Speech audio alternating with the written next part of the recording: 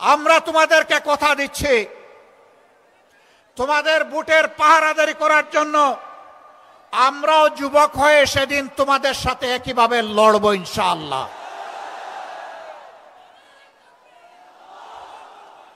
এখন থেকে আমরা সারা দেশে জনগণের ব্যাপক ভালোবাসা দেখতে পাচ্ছি।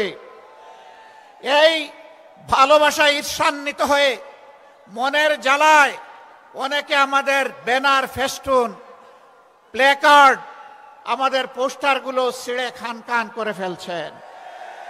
বন্ধুগণ, টের পান নাই জনগণ আজকে আর গাছের পোস্টার, লাইট পোস্টের পোস্টার, রাস্তার উপর দড়ি দিয়ে সাঁটানো পোস্টার দেখে সিদ্ধান্ত নেয় না।